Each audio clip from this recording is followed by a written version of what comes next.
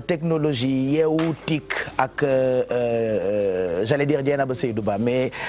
Merry Beye Diouf alors tey dañuy ñëwaat tuuti ci mise à jour bu bees bu Snapchat c'est vrai que internet yu bëri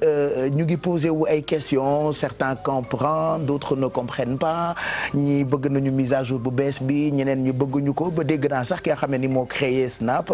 il était obligé de faire une conférence de presse pour expliquer exactement lan moo tax mise à jour bi ñëwaat. Effectivement Pape Cheikh affaire bi du sax ay questions kese mais la nouvelle mise à jour Snapchat a déclenché carrément la colère chez les ados. Parce que ñoom ñëpp ñu ngi génn ci réseaux sociaux yi Twitter Facebook et cetera. di wax seen colère parce que nee nañu bëgguñu application bi interface bu bees bi comprendre duñ ko et nee nañ li leen di gën a déranger ñoom mooy que ne les stories seen story amis yi dafay jaxasoo ak seen conversation ñoom li ñu préféré woon mooy conversation yi nekk à part story yi nekk à part su ko defee ku bëgg a dem xool story ku bëgg a waxtaan mais léegi dañoo boole ku ci nekk sa story ak conversation bi ci benn fenêtre donc ce qui fait que boo ko bëggee xool da ngay bës ci benn rond bu bleu su ko defee di ngay gis story en même temps dinañ la aussi permettre nga mën a waxtaan ak sa xarit plateforme bi nag par contre Pape Cheikh annoncé na benn nouvelle dinañ si dellu si kanam bu ñu seetaanee vidéo bi ba pare parce que ñun tamit dem nañu ci mbedd Dakar yi laajte nañ ay jeunes tamit ñoom tamit lan la ñu xalaat si mise à jour Snapchat yi kon ñu seetaan ko dellu si waat. waaw yor naa ko kay. def naa mise à jour yi kay. mise à jour bu bees bi def naa ko. waaw neex na ma trop sax. neexuma bu baax noonu de par rapport ak beneen bi nu mel. da ngay laal application bi immédiatement ci appareil bi ngay jot boo poussé sa gauche story bi ngay jot boo poussé sa droite tamit auparavant message bi ngay jot mais léegi tam day am ay story. mënu ma cee naviguer comme beneen bi nu ma ci mën a naviguer parce que bii dafa trop compliqué doo mën a gis yenn story jàmbur yi ak par rapport ak beneen bi daal. application bi daanaka application bu neex la ça t'aide à partager ses sentiments et plusieurs choses quoi. boo bëggatulee yor mise à jour Snapchat bi toppal étape yi ma lay jox premièrement supprimer application bi sa téléphone deuxièmement nga dem paramètres boo yoree iPhone nga dem iTunes boo yoree Android nga dem App Store nga désactiver mise à jour automatique yi troisièmement nga dem télécharger Snapchat encore boo fa jógee nga bind dans email nga cliquer mot de passe oublié cinquièmement nga def choisir de réinitialiser par téléphone obtenir le code utiliser changer de mot de passe étape 6 bi nag nga daal di connecté wu su ko defee nga daal di yor sa ancienne version Snapchat waaye xamal ne que ne ancienne version boobu lu gàtt lay doon parce que tôt ou tard dinañ lay forcer nga quitter application bu par exemple sa téléphone bu commencé di bëggee bu dee nag sa téléphone bëggewul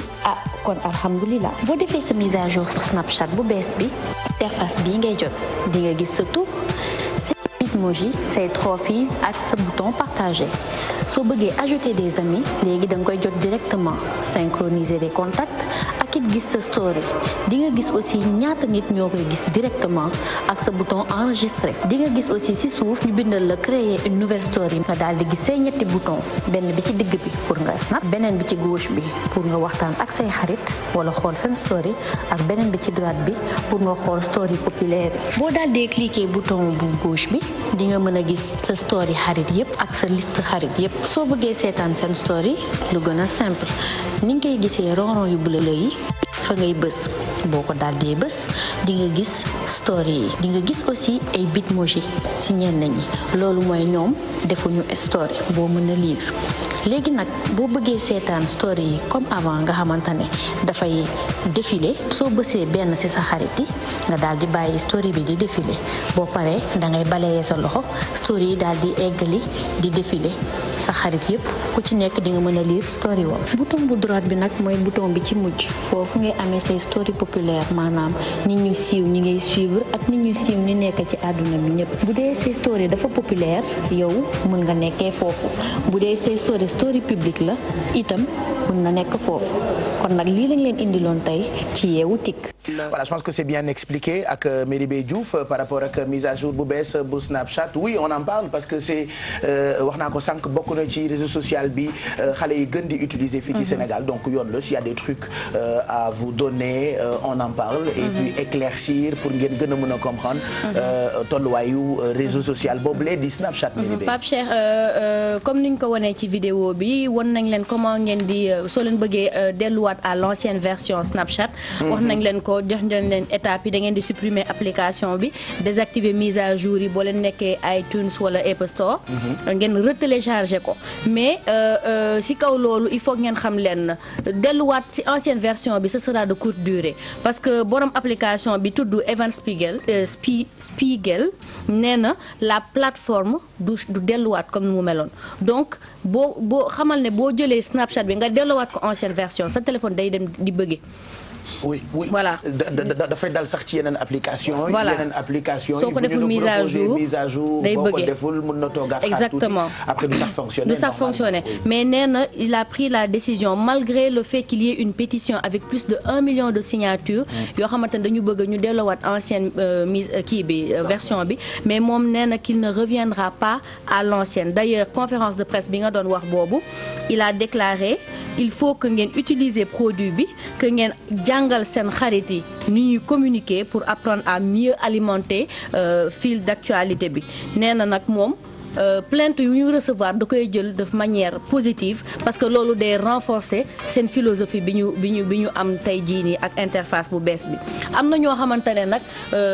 du méthode bi ma leen présenté ñoom la ñuy def ñoom pour delluwaat ci ancienne version bi dañuy utiliser benn VPN donc VPN pour les connaisseurs benn genre logiciel benn genre interface la boo xamante ne da ngay permettre di échapper à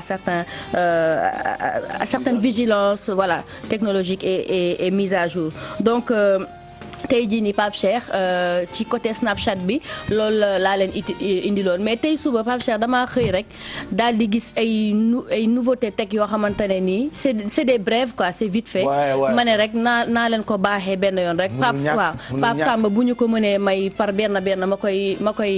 koy commenter en même temps donc premier bi mi ngi nii. Ça c'est quoi? Voilà, la police de Zhengzhou en Chine vient d'équiper des agents de police de lunettes capables de reconnaître un visage en 1000 millisecondes est destiné à détecter la présence de criminels c'est-à-dire que léegi ñoom seen policiers yi dañuy sol ay lunettes ci mbedd bi bu ñu la xoolee nii rek dañuy détecter sa kanam ndax criminel nga ou pas. D'accord voilà ñu jàll ci beneen bi. d'accord ñoom en tout cas duñu am liggéey bu bari. parce que paraît-il que dañu yaru à un point boo xamante ni ay naka laa koy tuddee ay infractions dafa bari. ba finalement même police bi sax liggéey. duñu am liggéey bu bari. kon ñoom dinañu yéex a détecter. Pape Samba ñu jaar ci bi ci topp. ay ca demal. waaw léegi nag bii tamit ma ne xaar ma indi leen ko en avril prochain Erika mi nga doon wax muy di premier robot humanoïde bi elle va présenter le JT au Japon. Son créateur nag nee na que mi ngi espérer qu'à terme Erika développer benn conscience indépendante maanaam am conscience comme nit ñi. xamagu ma ndax dañ koy fay mais nee nañ avril moom moo ko nar a présenter JT bi. Pape Samba ñu ñëw léegi Edward Snowden ak benn hacker ñoom nee nañ ñu ngi travailler actuellement ci benn coque de iPhone boo xamante ne day prévenir ses utilisateurs d'activités de surveillance à distance maanaam bu dee tu es surveillé à distance par ta femme ou une autre personne soo amee benn coque bi tu peux échapper à cette surveillance. yàlla buñ ko fi jaay juste. ñu jàll ci dernier bi. alors ñoom dañ ko fa yemale rek nag. alors pour contourner les vidéos de surveillance des designers ont trouvé une parade xam nga vidéo de surveillance day am en Europe lu bëri ci mbedd bi. donc dañu génne benn parapluie boo xamante ne dafay brouiller caméra yi. masque URM yi ba nga xamante ne day éviter reconnaissance faciale. ak hijab anti drone boo xamante ne Steelwear moom moo ko créé. voilà donc voilà ça c'est des brèves tech yoo xamante ne nii na ma ne woon rek naa ko ci ñambaasaale comme c'est ay mise à jour la. ñu may ko téléspectateurs yi. voilà donc merci pour ces infos replay bi ci YouTube bi /TFM wala ci page Facebook bu Merry Beye Diouf wala sax page Facebook bu yeewu leen comme ça ngeen dundaat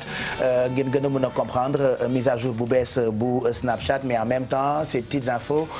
que tu nous as donné jëm ci wàllu jumtukaayu xarala yu bees yi merci Merry Beye Diouf et puis on félicite Mamadou Ndoye Bane barki dem ils ont fait un débat intéressant ci rajo bi ci wàllu wàllu jumtukaayu xarala yu bees yi WhatsApp on a compris beaucoup de choses ci thème de la semaine samedi dernier ñoom Basile ak ay professionnels u TIC la invité woon donc dañ ko ciy def clin d'œil parce que c'était magnifique moi et d'autres gens comprendre nañu yu bëri yoo xamante ni comprendre ñu ko woon ci wàllu jumtukaayu xarala yu bees yi sinon tout ça sera détaillé ci week-end bi ak ci High Tech 221 9h19